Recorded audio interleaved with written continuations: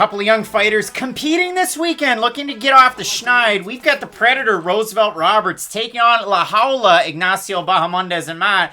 For Ignacio Bahamondes, I really equate his nickname with one of his former or current training partners, Juliana Pena, because she loved in that one combate fight to explain what La Jaula means, and then she just kept saying it all the time. It means the cage, if I've learned any Spanish in my life. And for Ignacio Bahamondes, this is a guy, and I made a point of writing this down. His father was a pro kickboxer in Chile. He moved to the States at a very young age to train, and he's still at Valley Flow Striking Systems getting ready for this one. You see a lot of big names coming in and out of that gym. Bilal Muhammad is one of those fighters. We've also seen who? Macy Barber there. Hugo Flores is there now. Mike De La Vega. Pena. And then the other fighter that I noticed in some of the pictures, and I really had to dig deep on her Instagram because most of her pictures are not of fighting. Felice Herrig. Now, don't take that the wrong way. Kayla Harrison fans, you know what I mean when I'm saying that. But when I look at this fight for Ignacio Bahamondes, I decided not to do a rookie review for this one because throw out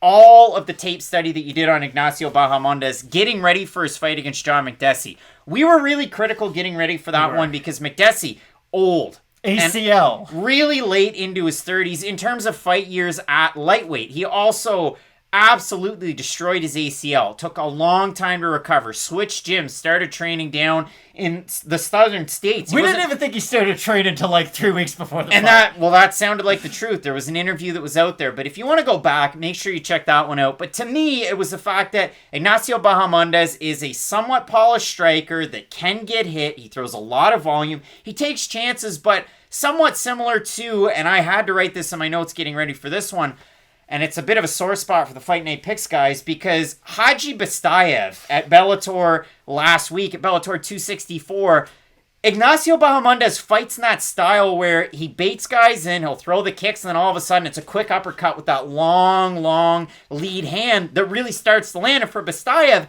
he had a lot of success against Ty Guerter doing that a week ago. Now, I thought that Guerter won the fight. It was incredibly controversial. But for Ignacio Bahamondes, really tricky striker to try and figure out. Roosevelt Roberts, I bet you 9.5 times out of 10, he's the taller fighter in all of his fights. This is going to be one of those weird circumstances where Bahamondes a little bit taller. Of course, we'll see them at weigh-in day. But just like baseball players, usually you get an extra inch or two in terms of the reach, in terms of the height. But when you look at this, for Bahamondes, 3-2 in his last 5. And that's not the sexiest record. For Roosevelt Roberts, you could say that he's 2-3. His last fight, it shows it as a D or as a no contest, which it truly was against Kevin Croom. The guy got choked out standing up by a guy that ended up testing positive for marijuana and then ultimately losing his win. Now, pretty sure he ended up getting to keep his performance bonus after the fact. But for both of these guys, really sputtering, looking to kind of build back up. For Bahamondes, much younger. He turns 24 in just a number of days. For Roosevelt Roberts, he's 27 and a half. And he's been with UFC for a surprising amount of time to me. So overall, I think stylistically this fight's great in terms of the matchup. What are you saying here? This should be a really fun fight, because you brought up a really good point with Ignacio Bahamondes. You look at his size and you look at his reach, and you assume that he does try to fight. And I'll bring up Santiago Ponzinibbio, for instance. Just a guy who will use a lot of leg kicks, use a lot of jabs, use some of his long-range tools, but he does welcome that clinch. He does really like, it's kind of like the Daniel Cormier, like, single collar tie. Throw a lot of uppercuts up the middle, and it worked to some effect against John Makdessi, but the problem was that he was eating 2 or 3 shots when they were kind of at that mid-range distance before he could land that one when they would crash together. This is really interesting thing about this fight because Roosevelt Roberts has really good defensive submissions himself, but he also gets caught in defensive submissions all the time. I never really know how to grade Roosevelt Roberts grappling, just to try to base it out of 10, because in some fights, it does look good. Like, look at the Brock Weaver fight. Hurts him on the feet, out grapples him. Like, he just looked great in all aspects of MMA in that performance, but his last 2 times out there, it just hasn't even looked good. And I remember the Jim Miller fight, because I said this is one of those fights where it almost might be better for him to lose in the long term, because if you beat Jim Miller, you only fight great fighters after that. Look at Nasrat Haqparast. He's been fighting like the Jim Miller type of fighters, guys outside the top 15, and then it's, oh, now you fight Dan Hooker. Like, there's big step-ups when you do start to fight those big names in the division, and I honestly was happy that Roosevelt Roberts lost that fight and kind of took a step back, because I thought his skill set was something to marvel at 155. Then his last time out, it just kind of exposed all of those original weaknesses, and this is my problem for Roberts. I know he has good submissions, I know he's a good striker on the feet, but I never really know what he wants to revert back to when he gets hurt, because if he does get hurt and shoots a takedown, I am worried that Bahamondes could snatch up a guillotine, and it is kind of wild, because I know we like to say this, like, oh, just because a guy's lost by guillotine, it doesn't mean, like, that's the way you're only going to beat him by submission, but the thing with Roberts is that he does get very lackadaisical with his takedown attempts sometimes, and he does leave his neck in terrible places, and opponents like Bahamondes, who Bahamondes isn't like Damian Maia on the mat, but again, the guillotine's a position that he can get to and he is good with. Those are positions that I am going to worry about with Roberts. So for me, I think Roberts can have success at long range, because if John Makdessi can have success at long range, and listen, we all know how good of a striking defender John Makdessi is, but I don't think Roosevelt Roberts has that same level of at least activity in his fights. So I think this fight can look one of two ways. I think Roosevelt Roberts might be able to do that. I'm going to land two, we might crash into the clinch and then kind of hold each other there for a bit, or we're going to get a crazy war until both guys get tired. I don't really know either way this fight's going to go, but I'm going to be honest, I start to favor Ignacio Bahamondes the more I do break down this fight, because I do worry about Roosevelt Roberts when the going gets tough. When I look at this fight, and we have to take like a Fight Night Picks timeout on this one, so if you look at the overall, geography here between New Brunswick and Maine, there's a little island. Now, it is a part of New Brunswick. It's called Campobello Island, and I really do encourage you to look it up. There's a bridge from Lubec, Maine. There's also a ferry that operates from New Brunswick to get there. Now, Craig, why are you giving us a lesson on geography? Well, it's not for me. It's a little bit for you, and it's a lot for Matt. Matt, what was the former president that used to have a summer home there that's now an international museum that's kind of shared between the state and the province?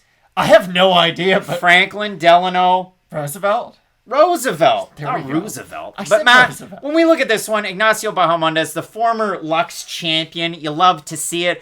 But yeah, when I look at this one, I was saying, with Roosevelt Roberts, this is a guy that's been in the UFC for a long time. You just might not think about it. He's 4-2 with 1 no contest.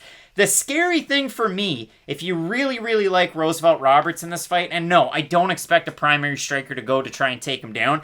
He has 58% takedown defense, and the names of the guys that took him down: Thomas Gifford, Vinc Pichel, okay, that good one's wrestler. Fair. Alexander Yakovlev, they all earn takedowns. Now, for Roosevelt Roberts, this is a guy that used to train in the past with Jalen Turner, so a little bit of similarity in terms of a really long, lanky guy at 155 that has those weapons, so I think that's a great comp. Now, for Roberts, he trains out of, again, it says Cortez Martial Arts on certain sites. Over on his Instagrams, it was Adrenaline Martial Arts and Fitness. But, yeah, I worry about, again, Ignacio Bahamondes.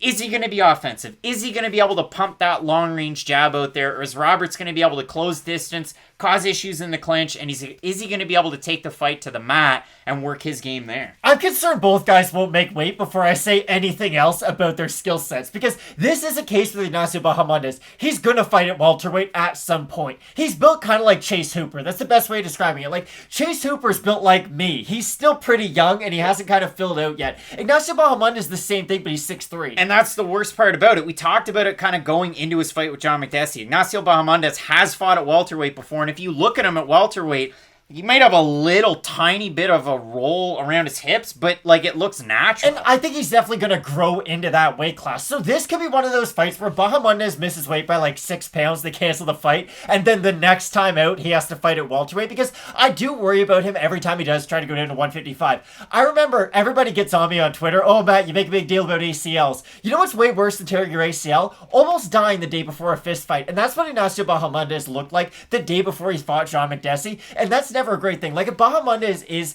at, let's say, 90%, he has decent cardio, he does have good volume, and he can fight moving forwards and backwards, then I do like him in this fight against Roberts. But this fight for me really does come down to that question mark kick show. For Ignacio Bahamondes, 35-0-1 is an amateur kickboxing record.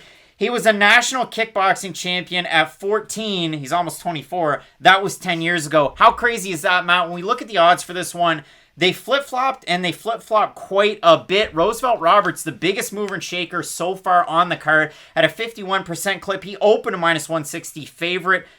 He opened a +140 underdog. He's a -146 favorite. Bahamondes opened the -160 favorite. He's a +120 underdog. When we have a look at the Tapology votes, they're a surprise to us as they are to you. 1,065 total votes, 71% Roberts, 71% by decision for the 29% that have Ignacio Bahamondes to get the win, 63% by decision. If we look at the 5 on in for Bahamondes, decision win, split decision win. He beat Edson Gomez by knockout on Contender Series, and then he lost the decision to John Makdessi. For Roosevelt Roberts, decision, submission. So maybe you feel different ways about it. I like the fact that Roosevelt Roberts zombies forward. Now, can he get caught by a lot of shots? Sure. But Ignacio Bahamondes gets hit by a lot of shots, and I worry about two fighters. It's not good when we say both guys get hit by a lot of shots. And you can look at it. Go on UFC stats and look up the numbers for this one. And again, they're really going to be swayed because Bahamondes only had one fight in the UFC, but significant strikes per minute. Landed 7.91 to 6.4 received. Like, that's a lot of damage. Now, it's one fight, but it's against an old John Makdessi. Litmus test of a fight. I get it. But in a fight like this, I do worry about it a little bit. And for Bahamondes, pure kickboxer coming into MMA, just like Malecki later on in this card, pure Muay Thai coming into MMA, it just gets a little weird. For me, I'll go with Roosevelt Roberts, but it's definitely not one of the more confident picks I have on the card. I like Bahamondes up until I see him on the scale. And again, that really is a big factor in this pick because I think if he is at his best, if he is a fighter who can move forwards and backwards, because that's what we saw before the Makdessi fight. Like, you did set that up perfectly. He was a guy who could move forward with his output, and he doesn't really have one-punch knockout power, but similar to Max Holloway versus Anthony Pettis, for instance, where he would just kind of melt you with his volume over time. I think if we do see a fighter similar to that, he can beat Roosevelt Roberts. So for me, I am going to ever so slightly pick Ignacio Bahamondes. And if you want to have fun, Ignacio lost the split to John Makdessi, but the way that we've sold it, go back and watch the fight. I definitely thought Makdessi won. The second round was close, but the volume through every round and the damage was in Makdessi's favor. Matt's got Bahamondes in this one. I've got Roosevelt Roberts. I can't wait for the fight. We got a lot of great ones on this card that you're not going to want to miss. Keep it locked in with Fight Night Picks, as we always say. Let's get into it.